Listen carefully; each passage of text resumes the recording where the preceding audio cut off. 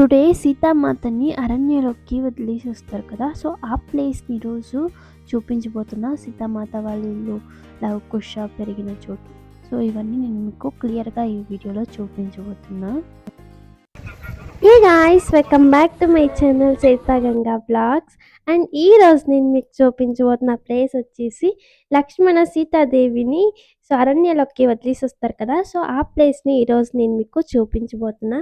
First entrance అయితే ఇలా steps ఉంటాయి. స్టెప్స్ ఎక్కేసి సో పైనకైతే వెళ్ళాలి. ఒక 1 అవర్ జర్నీ ఉంటుంది. చాలా దూరం అయితే ఏముండదు. లవకుశ పెరిగిన చోటు, సీతాదేవి వాళ్ళ ఇల్లు, సీతాదేవి లవకుశ వాళ్ళకి స్నానం చేసిన ప్లేస్ అన్నీ చూపిస్తా. అండ్ కొంచెం దూరం వచ్చిన తర్వాత కొన్ని మెట్స్ ఇలా ఉంటాయి. ఇవి మాత్రం కొంచెం కష్టం ఉంటుంది. సో ఇవి దాటుకొని వెళ్ళిపోతే మళ్ళీ ఫ్రీగా ఉంటుంది, ఆరాంగా వెళ్ళిపోవచ్చు.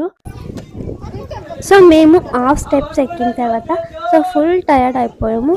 ఇక్కడ కొద్దిసేపు రెస్ట్ తీసుకొని వెళ్దామనేసి అందరూ ఇలా కూర్చున్నాం. సో ఇప్పటి నుంచి నేను స్టార్ట్ చేస్తాను. మీకు ఒక్కొక్క ప్లేసే ఎక్స్ప్లెయిన్ చేస్తూ చూపిస్తాను, ఓకేనా? ఇప్పుడు ఫస్ట్ ప్లేస్ వచ్చేసి మేము మీకు చూపించబోతున్నది సీతామాత లవకుశ వాళ్ళకి స్నానం చేపిస్తున్న ప్లేస్. సో ఇక్కడే సీతామాత లవకుశ వాళ్ళకి స్నానం చేపిస్తున్నది. సో ఇదే ప్లేస్లోనే అక్కడ బోర్డు కూడా రాస్తుంది. సో మీకు దూరం నుంచి కనపడట్లేదు. నెక్స్ట్ ప్లేస్ వచ్చేసి ఇక్కడ సీతారామ లక్ష్మణ లవకుశ పాదాలంతా క్లియర్గా కనపడతాయి ఇక్కడ. సో చిన్న చిన్న పాదాలు ఎంత క్లియర్గా కనపడతాయి అంటే మీరు డైరెక్ట్గా చూస్తే అంత బాగా క్లియర్గా కనపడతాయి. అండ్ లవకుశ వాళ్ళు సో ఆ కాలంలో కూడా చక్కాబార ఆడేవాళ్ళు. సో చూడండి, చక్కాబార గేమ్స్ అంతా ఆడింటే సో అది క్లియర్గా కనపడుతుంది. ఈ బండి మీదకి వస్తే సో అన్నీ క్లియర్గా కనపడతాయి.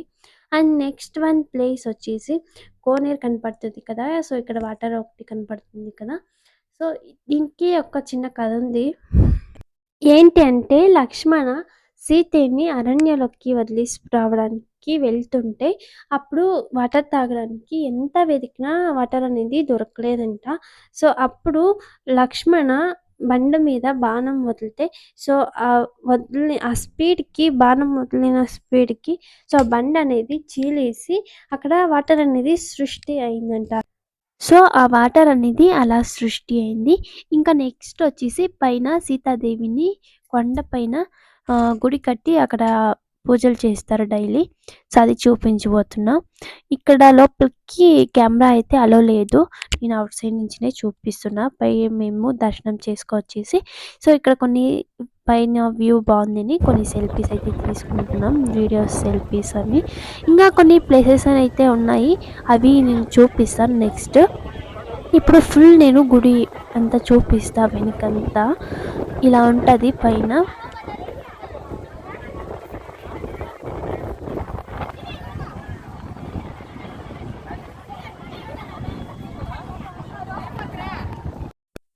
సో ఇక్కడ నుంచి నిల్చుకొని ఈ వ్యూ చూస్తుంటే అస్సలు వదిలిపెట్టి ఇంటికి పోవాలని మనసే లేదు, అంత బాగుంటుంది. ఇక్కడ జాతర టైం కాబట్టి ఇంత జనం ఉన్నారు. సో నార్మల్ టైంలో వస్తే మీకు జనాలు అనేది ఏముంటారు. సో మీరు ఏమైనా వీడియోస్ తీసుకోవాలన్నా ఆరాంగా ఫ్రీగా ఈ గుడిలో లోపలికి పోయి క్లియర్గా వీడియోస్ అంతా తీసుకోవచ్చు. ఇప్పుడు జాతర టైం కాబట్టి వీడియోస్ తీసుకోవడానికి కానీ ఏమీ అవ్వదు, జనాలు జాస్తి ఉంటారు. అండ్ ఇదొక టూరిస్ట్ ప్లేస్ కూడా. నెక్స్ట్ ప్లేస్ వచ్చేసి సో దయాలకొండ అంటారు దీన్ని. ఇక్కడ జనాలు అంతా దూరుతున్నారు కదా, ఎవరికైనా కానీ దయ్యం ఉంటే సో అక్కడే పట్టేస్తుందంట. పోయే వరకు వదలదంట సీతామాత. అందుకనేసి ఇక్కడ అందరూ దూరుతున్నారు. మీకు ఎవరికైనా దయ్యం ఉంటే కనుక ఇక్కడ వస్తే వెళ్ళిపోతుంది అనేసి అందరూ నమ్ముతారు. అందుకనేసి అందరూ ఇలా దూరుతూ ఉంటారు. నెక్స్ట్ నేను మీకు సీతామాత వాళ్ళ ఇల్లు చూపించబోతున్నా. సో అప్పుడే ఫాస్ట్గా వెళ్ళిపోయాము గుడికి. మళ్ళీ రిటర్న్ వచ్చేటప్పుడు అన్నీ నిదానంగా చూసుకొని వెళ్దాం అనేసి కొన్ని ప్లేసెస్ మాత్రమే అప్పుడే చూపించాను. ఇప్పుడు మేము రిటర్న్ వచ్చేటప్పుడు ఏవైతే మిగిలినాయో ఆ ప్లేసెస్ అంతా మీకు చూపిస్తాను. అండ్ కొంచెం రిలాక్స్ అయ్యి ఇప్పుడు వెళ్తున్నాం. ఇప్పుడు సీతామాత వాళ్ళ ఇల్లు ఇదే, సీతామాత వాళ్ళ ఇల్లు. అండ్ జనాలు అయితే జాస్తి ఉండింది. సో క్లియర్గా చూపించడానికి అవతలేదు. ఫ్రీ టైంలో వస్తే అన్ని క్లియర్గా మీరు చూసుకోవచ్చు. తలకేసుకొని నూనె గిన్నె, సీతాదేవి తలకేసుకొని నాగర పిల్ల, పాపడి పిల్ల అనందా, నాగర చెలువనే నాగర పిల్ల అంటారు. సీతాదేవి నీళ్ళు కంచ అండ, కలియుగం వచ్చిన రాయిని కొడితే రాగంట సౌండ్ వస్తుందమ్మా ఇక్కడ.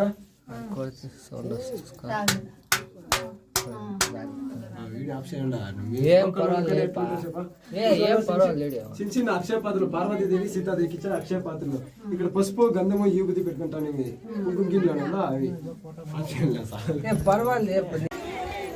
సో చూసారు కదా, సో లోపల వీడియో తీసుకోవడానికి కూడా అవ్వలేదు, వాళ్ళంతా స్టాప్ చేయండి అంటారు, కొంచెం మాత్రం తీసాను. అండ్ ఇక్కడ వచ్చేసి పంచపాండవర దేవాలయం అంట, శ్రీ వాల్మీకి ఆశ్రమ పంచపాండవరిది అన్నీ ఇక్కడే ఉన్నాయి. సో బట్ జనాలు జాస్తి ఉన్నారు కాబట్టి నేను కొన్ని ప్లేసెస్ మాత్రమే చూశాను. సో మీరు ఈసారి వస్తే అంత క్లియర్గా చూసుకొని వెళ్ళండి. నెక్స్ట్ ప్లేస్ వచ్చేసి ఏకాంత రామస్వామి మందిర, అంటే అప్పుడు రామస్వామి జ్ఞానం చేస్తున్న హోమ్ ఇది. సో ఇంకింతే గాయస్, నేనైతే అన్ని క్లియర్గా చూపించలేకపోయాను, ఫుల్ జనాలు ఉండింది. సో లోపలికి పోవడానికి కూడా సో వెళ్ళలేదు. ఇంకా రిటర్న్ అయితే ఇంటికి వెళ్ళిపోతున్నాం. Bye guys. సో నెక్స్ట్ జాతర బ్లాగ్ అప్లోడ్ చేస్తాను.